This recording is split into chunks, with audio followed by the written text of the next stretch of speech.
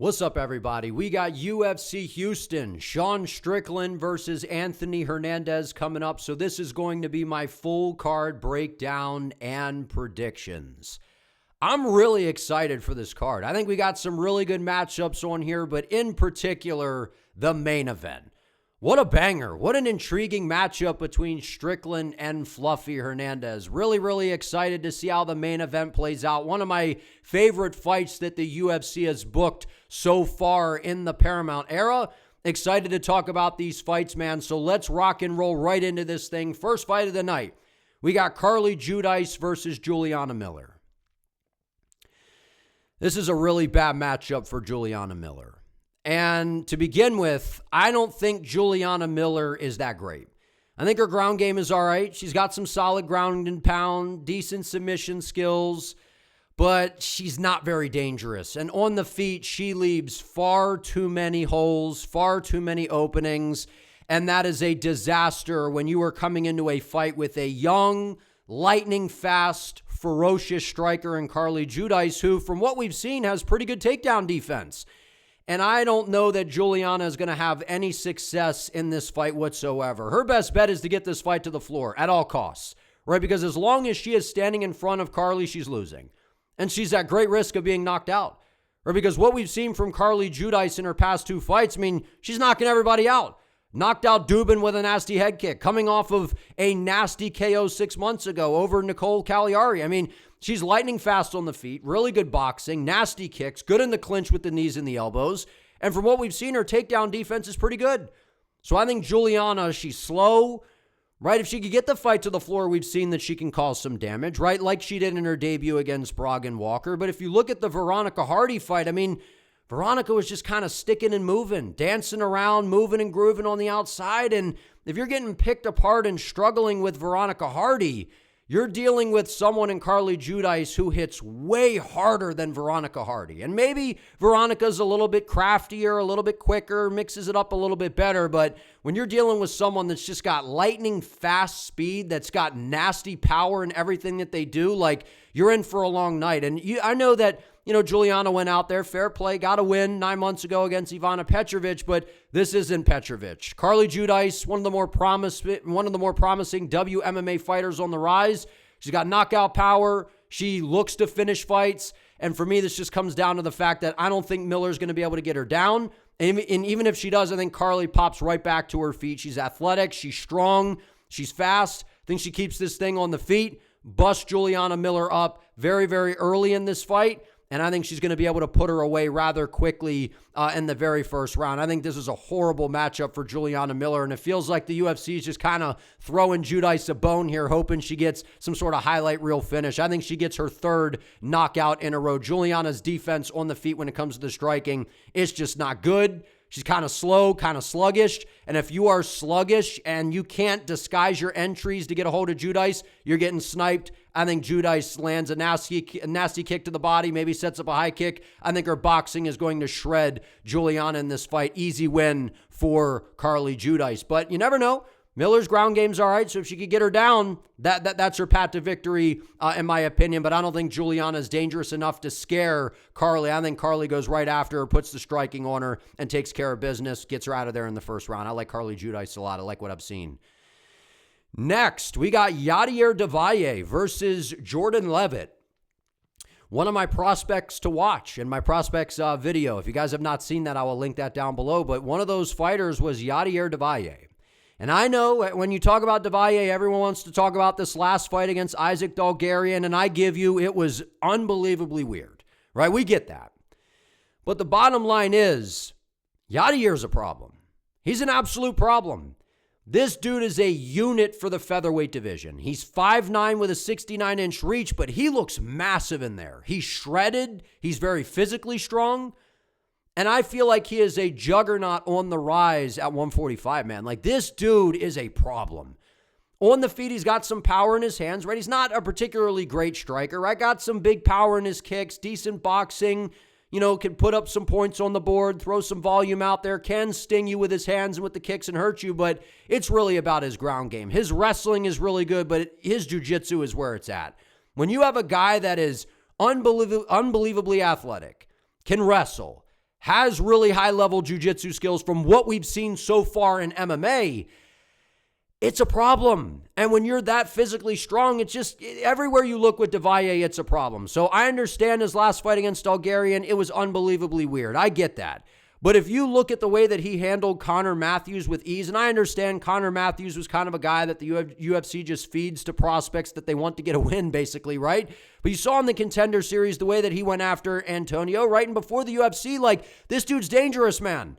He is very, very dangerous. And I think that Jordan Leavitt is actually a unique challenge for him because Jordan Leavitt's got very good jiu-jitsu. So I feel like he can kind of match Yadier de Valle in that department. But if this was a straight grappling role, like a straight jiu-jitsu role, then I would give Leavitt a pretty good shot, maybe, right? But I feel like, to me, when you got someone that has the technique and has a significant strength advantage, that just spells for a disaster for Jordan Leavitt. And Leavitt's not the most active fighter. I know he's coming off of a submission victory over, kind of a washed-up Kurt Hollabaugh, if we're being honest, right? He's older in his career, an OG, been around the block, been around for a while, but that's not that impressive. It just isn't, right? And when he goes out there and he faces these guys that got good grappling, not only does he lose, he gets subbed. He got subbed with ease against Chase Hooper, and I know Chase Hooper's good on the ground, right? Stops Victor Martinez, which that was a pretty good win, but that was almost 3 years ago. And then before that, almost 4 years ago, he gets subbed by Paddy Pimblett. And I know Paddy's good on the ground. And before that, was able to get the victory over Trey Ogden, which, that was a decent victory. To me, Jordan Leavitt, he's got a solid ground game. His jiu-jitsu's good. His striking on the feet is meh. I don't think it's great. I don't think it's horrible. It's not particularly great, though. I don't think he's dangerous enough to scare Yadier de Valle. Yadier, to me, is a serious problem, and I think that he is going to go out here and run over Jordan Leavitt and submit him in the very first round. I think that Yadier is that good, man. Like, this guy's 29 years of age. His confidence is growing. He's got more experience in the UFC now. I think he comes out here with a point to prove and makes light work of Jordan Leavitt. That's how good I think Yadier de Valle is. I thought he was very good before the Isaac Bulgarian fight, and I understand how weird that whole situation was. We get it. But look how massive this guy is in this weight class. Combined with the technique, combined with, just this grit and determination to go out there and get a hold of guys and dominate them in the grappling, I think he beats Jordan Leavitt where Leavitt is at his best, which is the grappling. I think Del Valle takes care of business and easily stops Jordan Leavitt on the ground, man. I feel like the physicality advantage is going to be very noticeable here. And I think that when you have the technique and you have the strength advantage, he just cancels out and overwhelms everything that Leavitt does. Give me Yadier by ease. I think that he easily destroys Jordan Leavitt. Bad matchup for Jordan. Next, we got Jean-Paul Lebosnoyani versus Phil Rowe. This is an interesting fight to me because Jean-Paul Lebosnoyani, to me, has shown all of the skills to be a very promising guy in the UFC. Comes over from LFA on the Contender Series, got that impressive knockout. And from what we've seen from Lebosnoyani, like, he's got some power, right? Good striker, nasty kicks to the body, solid boxing, but his defense on the feet is not that great. And that worries me a little bit in this fight because while I don't think very highly of Phil Rowe, he's 6'3" and has an 80.5-inch reach in the welterweight division. He has got a troubling frame for a lot of guys to deal with. And Phil Rowe's a hard guy to put away, man. He's got good jiu-jitsu. His grappling's pretty good. Right on the feet, I'd say that he might even be the more technical striker here. But the problem for me is the fact that Phil has such low output. And the fact that Phil has worked so much on his jiu-jitsu and he loves jiu-jitsu and all this stuff, I mean, I love that, but you see it in his fights where he's just so content to play bottom and try to play the guard game, and there's just no urgency in Phil's game, right? And he's coming off of a loss where he got absolutely dominated by Ko, but we know how good Ko is, and actually it's a shame that his fight with Jacoby Smith fell off this card. That was one of my favorite fights on the card, but Ko's a problem. Right, so okay, you get dominated by him on the ground, no harm, no foul. Before that, you're getting essentially dominated by Angeloso on the floor, right? And then you find a way to come back late in the fight and find a finish, right? And to me, the only way that Phil Rowe wins this fight is by Lebosnoyani kind of gassing out, Phil Rowe taking advantage of kind of this new guy in the UFC here, taking him into deep waters and finding a finish late in this fight. Because I think that Jean-Paul's, he seems like he's a guy that could be a minute winner. I think that he can control Phil Rowe on the floor. I think he can take him down, be more active on the feet, land some of the better shots, get the better of the striking exchanges. I'm going to go Jean-Paul here by a decision. I think that this is going to be a close fight, though. But for me, it's just the fact that I can't trust Phil Rowe to be active, right? He's going to go in there, just kind of wait, throw out a front kick, throw out a jab, throw out a right hand, wait, get taken down, camp out on bottom, have no urgency, and the next thing you know, he's down a round. And then it happens again in round 2, and he's down 2-0. And then he's got to come out here and get a knockout in round 3. I think he's going to put the pressure on in round 3 if we get to a round 3, which I think we will. I just think that this is going to come down to the fact that Lebosnoyani's well-rounded. He has a good gas tank from what we've seen. I don't think he's going to fade. I don't think he's going to fatigue. Just got to watch the body shots from Phil Rowe, because if Phil comes out here and throws those front kicks to the body and tries to really drain the gas tank of Jean-Paul and make him feel, the presence of being in the UFC, because Phil Rowe's experience, man, he's been around the game for a while. He's a good fighter. I mean, that win against Angel Losa, I know Losa's not that good, but it was still impressive because he was getting dominated on the floor, was able to battle back into the fight, didn't give up on himself, and was able to stop him. But you look at these other fights, getting controlled by Jake Matthews, losing minutes. Same thing against Neil Magny, right? And his last really great win, I'd say, was Nico Price, which was 3 years ago. Right? I mean, I guess this was a good win, but Angel Losa, I don't even think he's in the UFC anymore. So to me, Jean-Paul's a promising prospect. I like what I've seen even before the UFC. But again, I have some issues, or some curiosity into how durable Jean-Paul is. We've seen him clipped, and I think both of his losses, he's been knocked out. So it's definitely possible that Phil Rowe could find a stoppage in this fight. He's a rangy guy. He's a little bit of a tricky dude to deal with on the feet. He's got the range advantage. I could see a scenario where Phil Rowe was able to get a stoppage in this fight. But given the fact that I don't know that he finishes Jean-Paul, I got to go with Lebosnoyani here. I think he's a good minute winner. I think he can mix things up, put the points on the board, and get ahead and bank the first 2 rounds. And then it's going to be Phil Rowe trying to come back in round 3. I can't pick Phil in this fight. I still give him a chance, though, because, again, he's got the experience. He's a tricky guy to deal with the range. But I'm going to side with Jean-Paul by a decision in this fight. Next, we got Ramiz Brahimaj versus Punahele Soriano.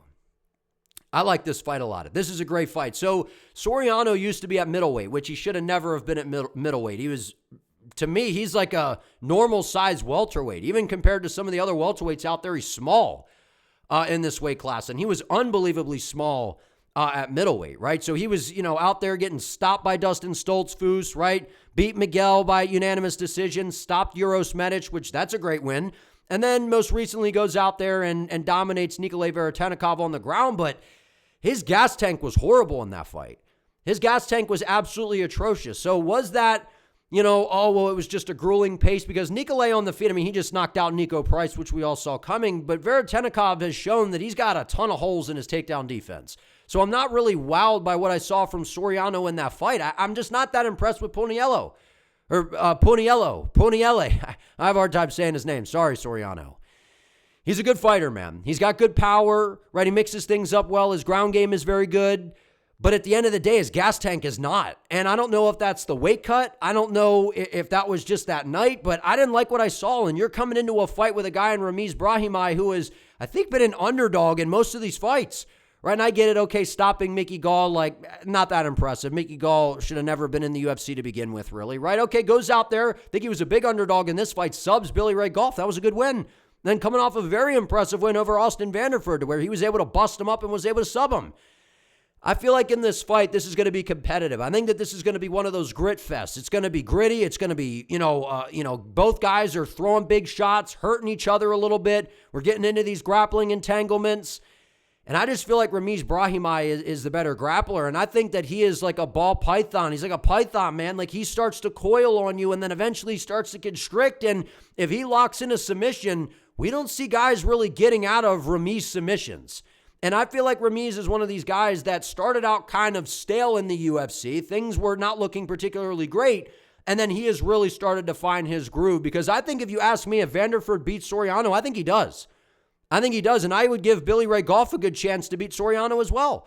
So for me, I feel like maybe Soriano has a little bit of an advantage on the feet, but I don't know about that. I think Brahimaj's striking has actually came along pretty nicely. His boxing's decent, can put a pace up. Both guys, to me, maybe the gas tanks are a little bit questionable here, but I got more faith in Ramiz Brahimaj's gas tank in this fight. I think he pushes a pace. We see the grappling exchanges, and if you're Soriano, I don't think he's going to be able to just camp out on top of Ramiz and bank minutes in this fight. So I think he's probably going to have to stop Ramiz or keep it on the feet, be active, be able to outstrike him. And I just don't know that he does that in this fight. So I think Puna is actually, I think he's getting subbed. I think that Ramiz Brahimaj is going to end up finding a submission late in this fight. I think it's a dog fight. I think it's a good back and forth. But I think that it is going to be one of those gritty kind of fights where Ramiz thrives in those, man. And you cannot get reckless with your decision-making on the floor. And I think when Soriano starts to fatigue a little bit, we see some questionable decision-making. And we haven't seen over his past few fights guys be able to make him pay for it. Ramiz is definitely one of those guys that can make you pay for it. He's got good jiu-jitsu. His wrestling is solid. His striking, his boxing is really improved. I like Ramiz in this fight. I think that he comes out here and gets this one done, and I think he finds a submission. If not, I think he'll win by a decision. We have a good back and forth. I think it's a good fight, competitive, but I'm going to side with Ramiz here, man. His jiu-jitsu is really, really good, and I think his ground game is going to give Soriano some trouble if Soriano starts to slow down like I think he will in this fight. But on the feet, it's a good back and forth. I think it's competitive, but I feel like it's the jiu-jitsu threat that Brahimaj brings that is better than what Soriano brings in that department. So I give Ramiz the edge here. Next, we got Nora Cornolle versus Joselyn Edwards. Nora the Great Cornholio. It's always a good time when we get the Great Cornholio back in action, and unfortunately, she's losing this fight. And I know that she does hold a victory over Joselyn Edwards. This is a rematch. And I watched that fight back. I thought that Edwards won that fight. I don't know if I'm delusional to think that, but I thought Joselyn won the fight. And since that fight, I really haven't seen any improvements from Nora. She's kind of the same fighter, right? Kind of a Muay Thai-based striker, striking background, pretty good on the feet, good output, good knees, good elbows, decent boxing, decent kicks. But I don't know, man. I feel like she's going to struggle in this fight because what we've seen from Joselyn Edwards is ever since that last loss that she had almost 2 years ago to Eileen Perez, who's a good grappler, she's been on a tear, right? Not just a tear, right? Subs Vidal, finishes Chelsea Chandler, by knockout, busts her up on the feet, and is coming off of a very impressive knockout over Priscilla Cachoeira, Zombie Girl, right? So Joselyn Edwards is one of these fighters to me that is really now starting to hit her stride at 30 years of age to where the Great Cornholio, right, this win, I don't know that this was a win, man. I really don't, right? They gave her the win, but watching it back, I didn't think she won, right? Melissa Mullins, that's actually a pretty good win, right? Jacqueline Cavalcanti was a close fight, and Cavalcanti's a very good striker, very technical, right? Beats Haley Cohen, was able to sub her, but she had Carol Rosa just dominating her at moments, especially with the grappling, and I feel like if that's happening, that's not a good sign coming into a fight against Joselyn Edwards, who has really, really improved. And I think Joselyn Edwards is going to get a submission this time around. Maybe she gets a knockout. I don't think that we've actually seen Nora the Great Cornholio. I don't think we've seen the Great Cornholio finished, actually. I think most of her losses are by decision, if not all of them. So she's durable. She hangs in there. She's not easy to put away, but Joselyn Edwards is getting better and better, and she's coming out here with a point to prove. She's got power on the feet. She's digging in on her shots. She's found a lot of confidence in her striking. Her ground game is really, really improved. I think she's going to take the path of least resistance, look at that Carol Rosa fight and be like, yeah, I'm better than her. I'm just going to go out and kind of implement the same kind of game plan to where we saw Rosa put Nora in some bad positions. I feel like if Jocelyn's putting her in those positions, I'm not so sure that Nora is getting out of those spots. So I'm going to side with Joselyn Edwards. It's always a sad day when I got to pick against Nora the Great Cornholio, but I have to win this fight. I think Joselyn Edwards is the much better fighter. And on the feet, if it stays on the feet, while Nora's got the striking background and she is pretty good, I'm not so sure that Nora just outstrikes her. Like, I don't think Jocelyn's completely screwed if, for whatever reason, the grappling doesn't work in this fight. But I anticipate that it does. Think she gets right in Nora's face, gets a hold of her, takes her down, takes the path of least resistance, lands some good shots on the feet, is able to sting her, take her down, control her, and then eventually lock in a submission as Nora starts to fatigue. Give me Joselyn Edwards by a round 3 sub. I like what I'm seeing from Joselyn. Next, we got Alden Coria versus Luis Gurule.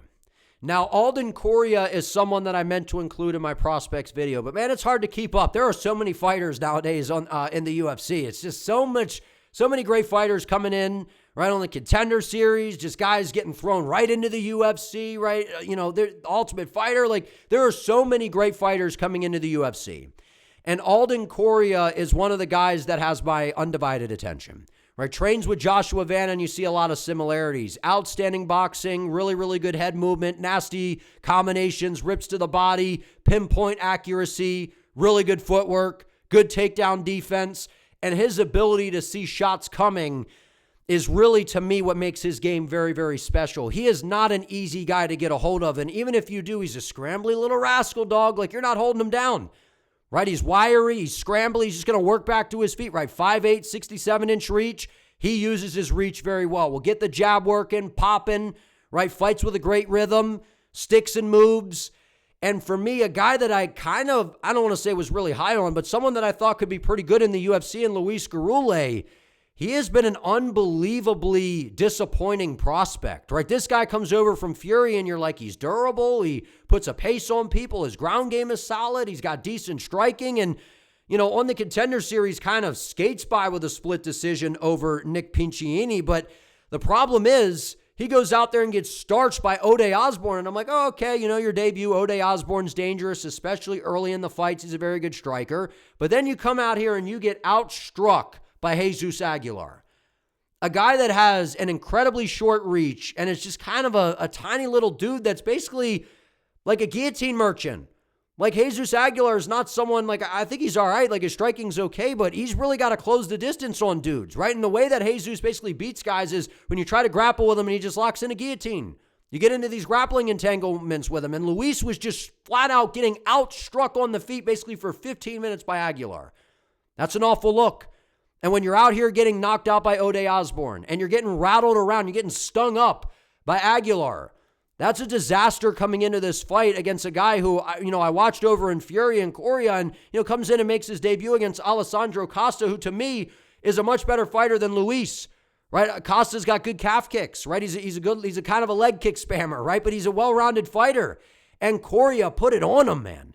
His boxing is nasty. It's very, very slick. So the moral of the story, I think he goes out here and absolutely stunts on Luis Gurule and knocks him out in the second round. I think the first round is going to be Alden putting water in the basement, building his reads, not opening up a ton right away, right? Starting to kind of sting up Luis from range with the jab, starting to let the right hand go, ripping some shots to the body, right? Knowing that Luis is probably going to try to grapple in this fight. At least I would imagine, right? If Gurule just comes out here and just tries to swing and bang with Alden, he's going to get knocked out faster than he'll get knocked out in the very first round, I think. But to me, Gurule will come out, try to walk forward. His defense isn't very good. He's very hittable. You can't be like that against a sharpshooter with really good boxing in Alden Coria. He's a guy to keep your eye on, man. This is a dude that is going to quickly find himself into the rankings in the flyweight division, and I think he's a future title challenger in the flyweight division. I am all in on Alden Coria. I had some hope for Luis Gurule, but I am really out on what I have seen so far. The icing for me on the cake was getting outstruck basically for 15 minutes and getting stung around by Jesus Aguilar, who I think is a good fighter, right? Jesus Aguilar is solid, but getting outstruck by him, getting rattled around, and you're supposed to go in here and beat Alden Coria, who's got good takedown defense, is a slippery snake on the feet and can just tag you up with really good precision. It's a wrap, man. Alden Coria is going to stunt on Luis Gurule and stop him in round number 2. Next, this is a good fight here. We got Ode Osbourne versus Alibi Idiris. Now, Alibi, I really like him. I like watching him on The Ultimate Fighter, right? Did a great job, got to the finale, and unfortunately, he ends up getting subbed by Joseph Morales, and this happened at UFC 319 for the finale. And I actually was very surprised by that. But what we're starting to see from Morales is, his second stint in the UFC, he's not messing around, right? He made his, re-addition into the UFC, goes out there after winning tough and makes easy work of Matt Schnell, who I know Matt Schnell is kind of over the hill, but still dominated him, right? And Alibi's a guy who, his only loss comes to Joseph Morales. And what we saw from Alibi on The Ultimate Fighter, he's very, very well-rounded, very creative on the feet, good striking, mixes things up well. I mean, even before coming on the tough, like if you go back and watch some of these fights, man, and some of the highlights, he's impressive, right? He's got a good ground game, right? He can strike with anybody on the feet that we've seen so far. Now, in this fight, I think he's going to struggle to just stand and straight kickbox with Ode, especially early in the fight, because we just saw Ode Osbourne. I know he lost to Steve Erceg, but man, did he give Steve Erceg a heck of a time. He had Steve Erceg hurt, and he had Steve Erceg kind of fighting to hang on in that fight. And I thought that was impressive, right? And then before that, he knocked out Luis Gurule, but then, he lost a bunch of fights to Ronaldo Rodriguez, lazy boy, but he almost knocked him out, right? He had him in danger very, very early, right? Loses to Jafil Filio, who's a submission ace, right? And then a Suamabayev. So he's really only losing to some of the best guys in this weight class. So the question is, do we think Alibi is eventually going to be one of the best flyweights in the UFC? I think so. And I'm going to pick him to win this fight by a decision. But I'm telling you right now, I would not be surprised one bit if Alibi gets clipped early in this fight by Ode Osbourne and has to battle some early adversity, because this is a big step up in competition. It is. And I know you could say, well, maybe Joseph Morales. I probably would pick Morales to beat Ode Osbourne, right? It's really surviving that early storm from Ode in that first round, right? He's a fast southpaw striker, really, really good boxing, good timing, right? He's kind of tricky in his movement and just kind of walks you in the shots. He's very aggressive early. So I think it would be wise for Alibi to try to grapple and try to kind of wear on Ode a little bit, kind of drag this out a little bit. But Alibi on the feet, man, from what I've seen, he can strike with a lot of these guys in the flyweight division. Now, I don't think that he's the best striker in this weight class, and there's obviously some guys that are much better strikers, but he's very creative. Good spinning techniques, right? His boxing's decent. His kicking game is pretty good. His clinch work is pretty good.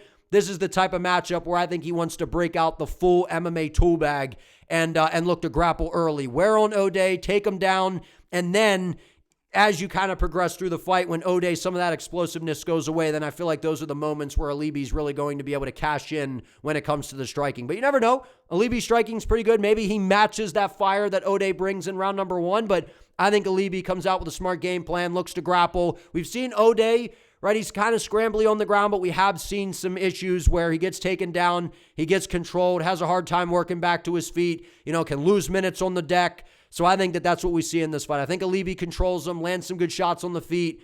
Maybe finds a submission here. If Ode gasses and gets a little bit fatigued, starts making some bad decisions on the ground, gets caught in a scramble, maybe Alibi is able to find a sub. Maybe Alibi catches him with a shot, beats him up with some ground and pound.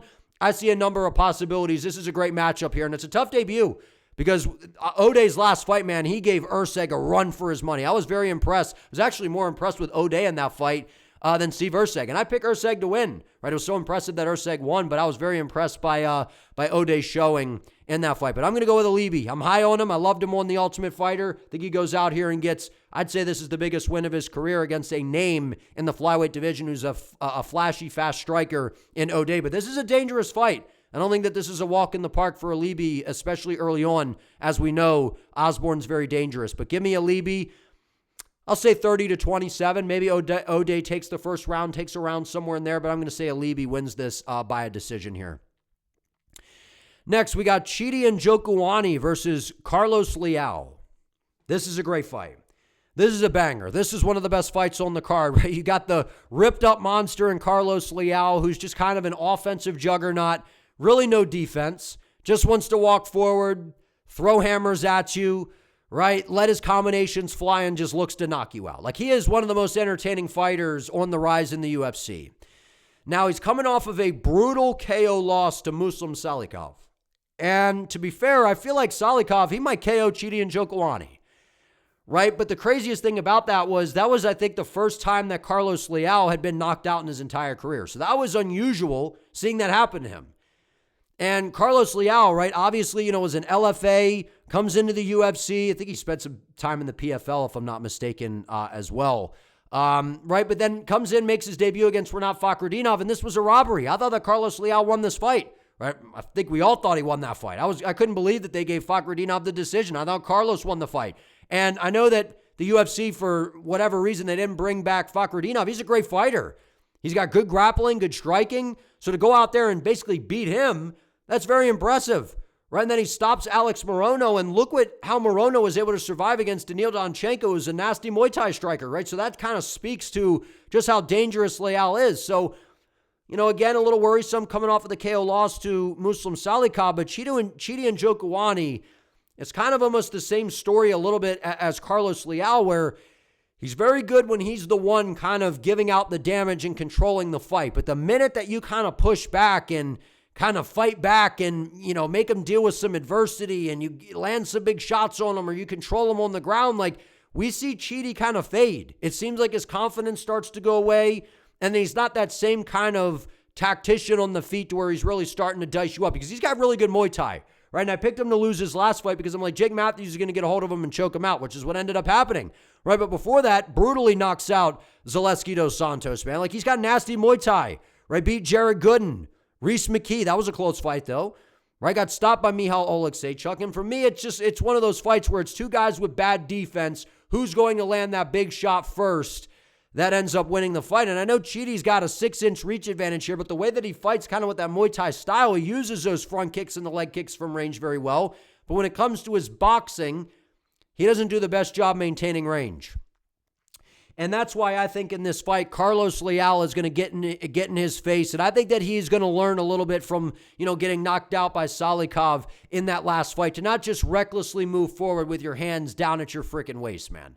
Get your hands up a little bit. Be a little bit more alert when it comes to the defensive side of things. Get in Chidi's face, because if Carlos can land a bomb on him right away, you are going to see Chidi and Njokuani just, his body language shifts, man. And then he kind of starts to, he starts to kind of unravel, starts to kind of fall apart a little bit. It's like when you undo a bolt and then everything just kind of starts to get wobbly, and then one thing falls off, then the arm falls off, the leg of the chair goes off. That's kind of how it is with Chidi and Njokuani. So whoever can kind of impose their will on the other, I think wins this fight. I think Chidi's the more polished fighter. I think he's the more technical striker, but I wouldn't even rule it out that Carlos looks to grapple a little bit in this fight, because maybe he has an advantage there. I'm not quite sure. We don't see a ton of grappling from him, but I think the danger factor is on the side for both of these guys. They're both dangerous. Chidi's the more technical striker, but I think Carlos, given the fact that we see Chidi, defense let him down at times, we see that when he gets hit, he kind of loses his confidence. I think Carlos Leal lands a big shot on him early. And again, Chidi cuts a ton of weight to make it down to welterweight. So I got some questions about his durability and sometimes his gas tank as well. So I think Carlos gets in his face and lands a big shot and gets him out of there early. I think Carlos Leal is very dangerous. I'm not out on him yet just because he lost to Muslim Salikov. This is a good fight. I think someone gets knocked out regardless. But I'm going to side with Carlos Leal here. Wouldn't be surprised, though, if Chidi does. He's got nasty Muay Thai. All right, we got Zachary Risse versus Michel Pereira. This is such a weird fight, man. This is such a weird fight because I don't think either one of these guys are that great. I think Zachary Risse is, we were kind of hyped on him a little bit at least. Comes in, beats Jose Medina by decision, but, he was beating up on him, then got tired, and it was like, oh, man, is he going to lose this fight? He was kind of knocking everybody out. This is the first time we kind of saw him, go the distance. And then it's like, man, his gas tank doesn't look that great. Then, gets finished by Azamat Bakoyev. And it's like, I know Bakoyev was all hyped up, but then he got destroyed by Yusri Bulgaroy. And I know Bulgaroy is very, very good on the feet, but still, right? He got dominated in that fight, right? Nice win over Dusko Todorovic, right? And then coming off of the win over Jackson, McVeigh was able to sub him. And then Michel Pereira, he's been in there with the better competition, but he's been getting destroyed. He got knocked out by Kyle Dawkins, a guy that's more of a grappler.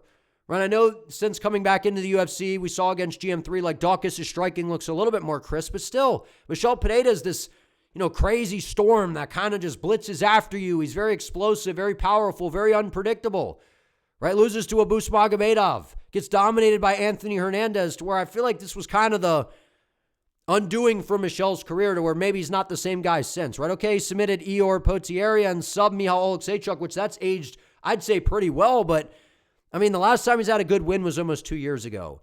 And for me, this just feels like, while Michel Pereira, I think, is actually the better fighter, his gas tank sucks, and you can't count on him to be consistent whatsoever. And with Zachary Risse, I don't like some of the losses, but by the same token, do we think that he's maybe a little bit more on the incline than Michel Pereira is? I would say so. So that's what I'm going to base this fight off of. I don't like this fight, man, in terms of making a prediction. I think that this is a tough fight to pick, but either way, I think someone gets knocked out, and I think it happens early.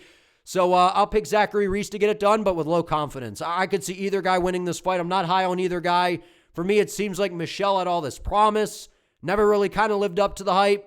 Was bouncing around weight classes, was struggling to make welterweight, I think, right? Moves up to middleweight. He's explosive. He's dangerous, unpredictable. His gas tank sucks. He fades. So maybe he can land a big shot early because Zachary Risse's defense is not that good. He's got that tall man defense. He's going to have the reach advantage. He's a little bit taller, but he kind of pulls out of range with his chin in the air. So I could see Michel landing something crazy and knocking him out for sure. Maybe he takes him down early, dominates him on the ground, finds a sub. I could definitely see that. So I don't know. I really don't know what to expect with this fight other than chaos. I think it's chaotic. I think someone gets finished, but I'll pick Zachary Resse. I feel like he's more on the incline while Michel is more on the decline. I feel like his chin is suspect. His gas tank isn't good. While Reese's gas tank is not that great, we've seen him be able to push a pace and go a solid 15 minutes because while in that Medina fight, it was still surprising that he went the distance. Medina's shown to be very durable. Not a great fighter, but very durable at least, and he was just busting him up, man. So I feel like if he's landing those shots on Michel Pereira, Michel doesn't have the chin that a Medina does, and I think Zachary Resse's striking is decent enough to cause Michel some problems. So I'll go Zachary Resse here by knockout. But like I said, low confidence. I think someone gets finished either way. Tough fight to pick, in my opinion. All right, Ante Delija versus Sergei Spivac. I think this is another tough fight to pick because Ante Delija, to me, was a guy that I was hyped up for to come into the UFC, right? Fought in the PFL, right? And what we've seen from him is he trains with Tom Aspinall, right? Comes in, makes his debut, picked him to knock out Marcin Tybura because one of the things about Ante Delija, you know, he's kind of, I think he's a protege of Mirko Cro Cop, right? He's that, you know, good takedown defense, do everything I can to keep the fight on the feet and get after you with the striking. And the striking's pretty good. He's ferocious. His boxing's pretty good. Good low kicks, mixes it up well, good speed, darks in and out of range really, really well. And he's got a good ground game. And I feel like that's important in this fight because Sergei Spivac has a pretty nasty ground game at times, right? But to me, Spivac's wildly inconsistent. So in this fight, I guess it's a matter of what Spivac do we get? Do we get the Spivac that goes out there and dominates Derek Lewis? Do we get the Spivac that goes out there and dominates Marcin Tybura? Or do we get the one that, I mean, Cyril Gane's very good to be fair, right? Gets knocked out by him.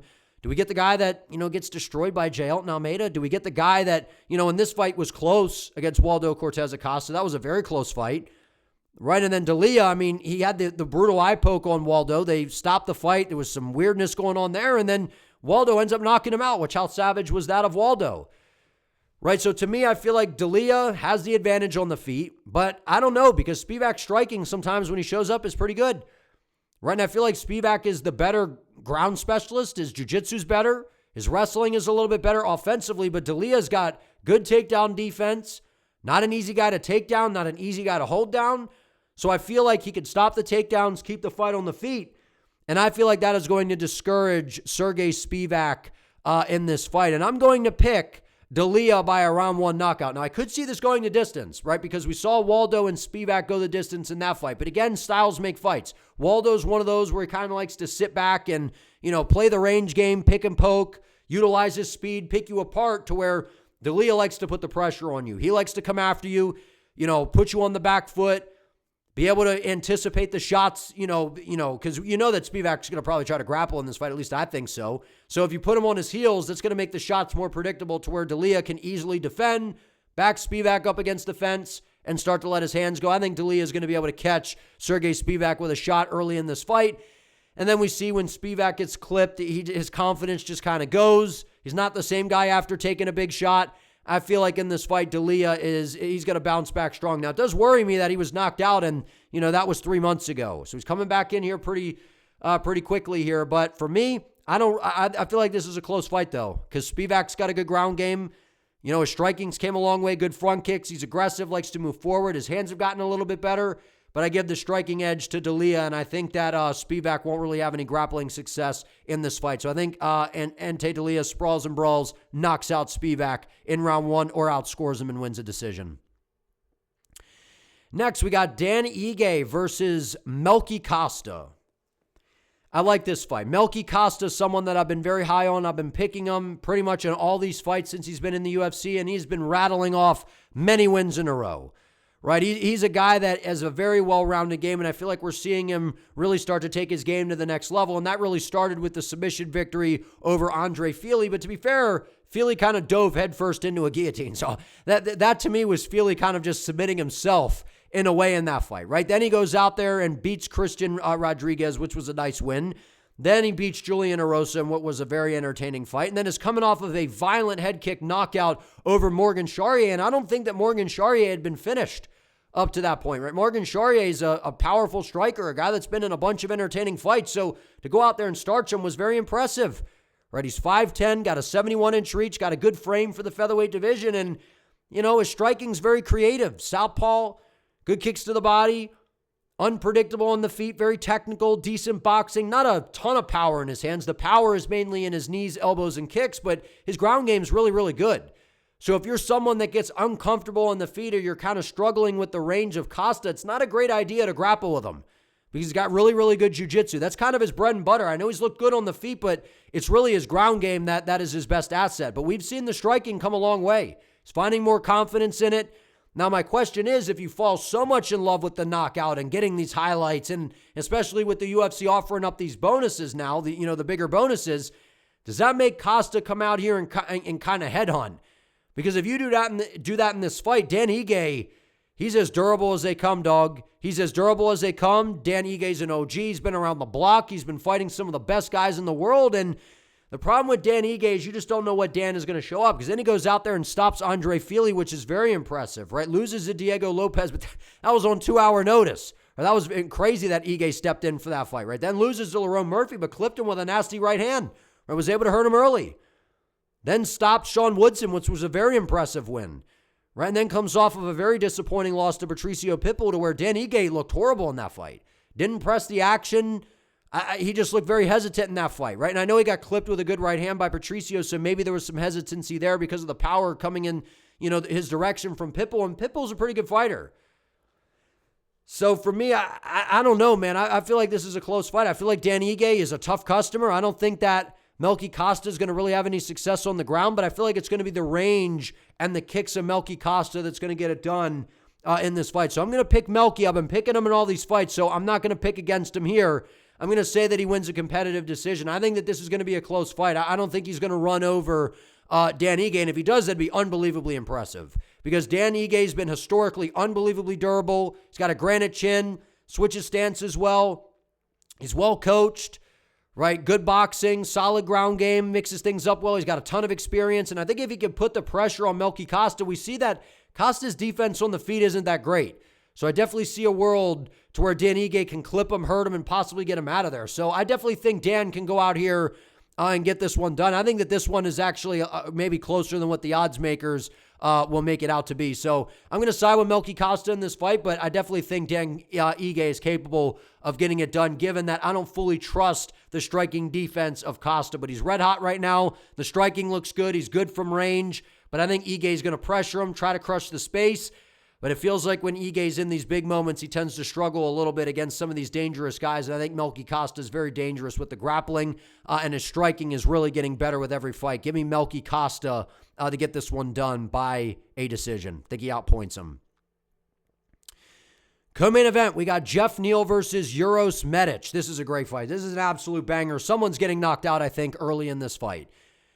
Uros Medic is the definition of all gas, no brakes, all offense, no defense, right? He's a lightning fast southpaw striker with a sharp, straight left hand that if it lands, he will hurt you. And if he can land that and put it on Jeff Neal right away, he could definitely find a way to get Jeff out of there. And I feel like this is the most vulnerable that Jeff has been in a long time, right? Because he's coming off of a knockout loss to Carlos Prates. Now, having said that, Carlos Prates is probably the most dangerous striker in the welterweight division, one of the most dangerous strikers in the UFC altogether. So, again, we all kind of knew that Neal was probably getting knocked out in that fight. So, I don't put a lot into that. It's just kind of the concern of you got knocked out 5 months ago. What happens coming back here against a guy who's, almost 33 years of age, but is really starting to surge, right? He's got a lot of confidence, knocked out Gilbert Urbina, but got clipped early and was in some trouble. Right, and then was able to eventually find the knockout shot. Then goes out there and starches Muslim Salikov. And a lot of people were high on Muslim, including me, Muslim coming into this fight because he had just knocked out Carlos Leal. And it's like, well, Medic is bad defense. Right, but turns out Muslim Salikov, right, you can catch him slipping a little bit. He's a little bit older, right? The defense was a little bit of an issue there. But Medic is a sharpshooter, man. But we saw him get dominated on the ground by Soriano. Right? Knocked out Tim Means. Like, he doesn't have the greatest wins. Got dominated by Orlabai on the ground, which isn't a bad loss. We know how good Orlabai is. But I think Jeff Neal, man, he's been in there with the best guys in the world in the welterweight division. At least most of the best guys, right? Stops Vicente Luque. loses to Shavkat, but that was a great back and forth fight. He was giving Shavkat a ton of problems. Same thing with Ian Gary. That was a razor close fight, was giving Ian Gary some problems, right? Destroyed Rafael dos Anjos, right? I know there was the injury, but Jeff Neal looked really good in that fight, man. I think Jeff Neal goes out here and stops Uros Medic. I think that maybe Medic lands a good shot early, but Jeff Neal's not chinny.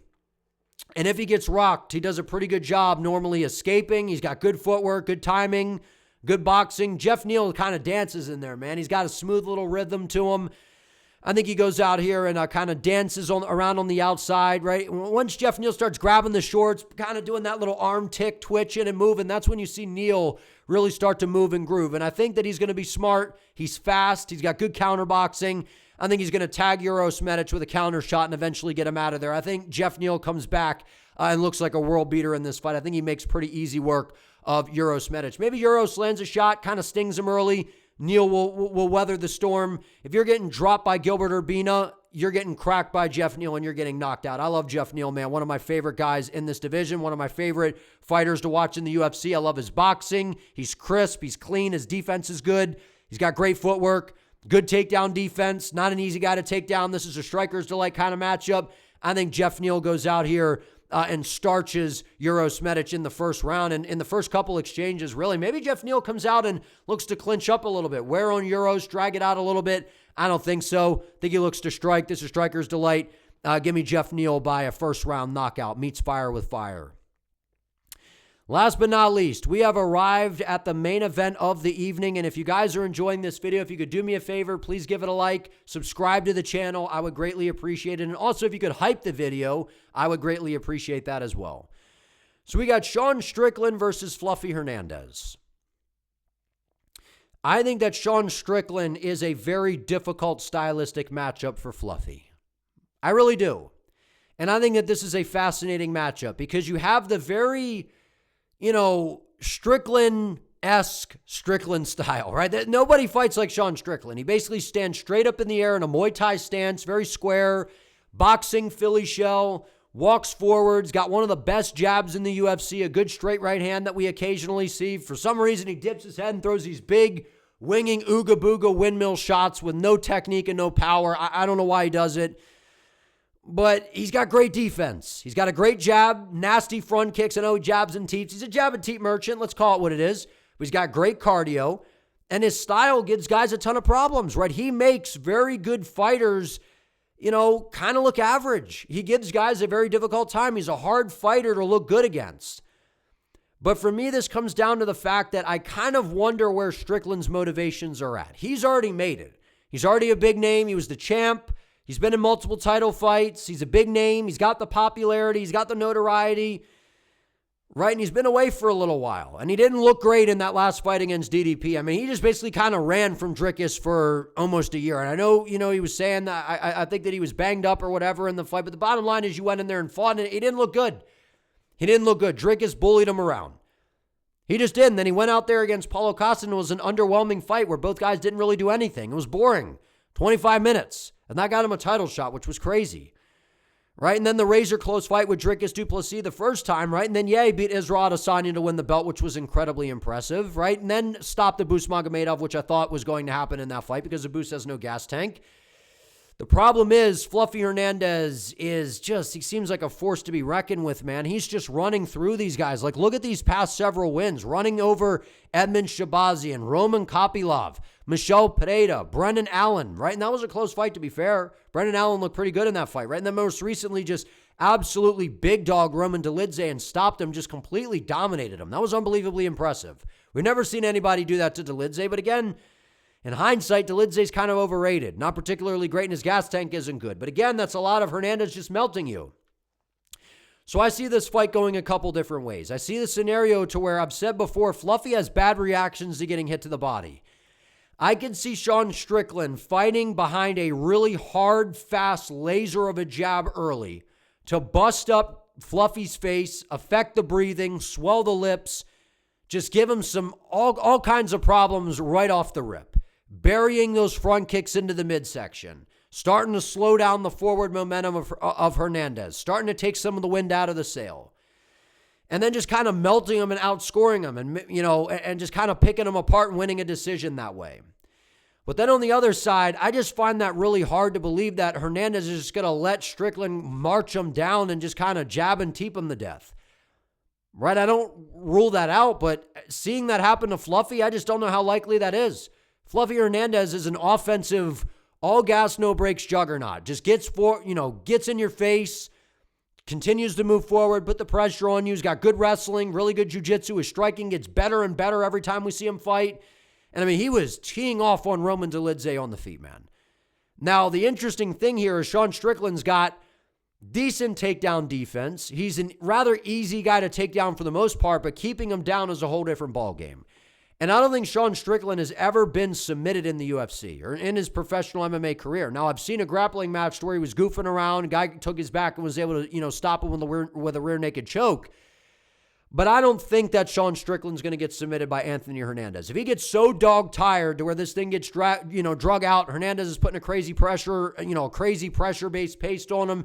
Maybe he's able to kind of melt him later in the fight. That's definitely possible. I wouldn't rule it out. But for me, I feel like that this is going to come down to who implements their game and their strategy the best.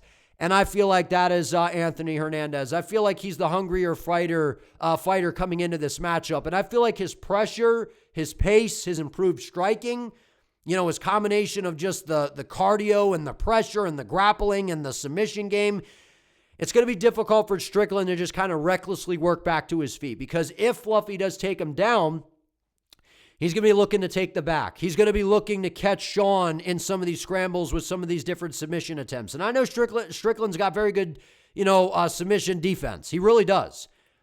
Right? So I know people like to kind of rip on Strickland, but when the guy's in the octagon, man, he's a difficult guy to deal with.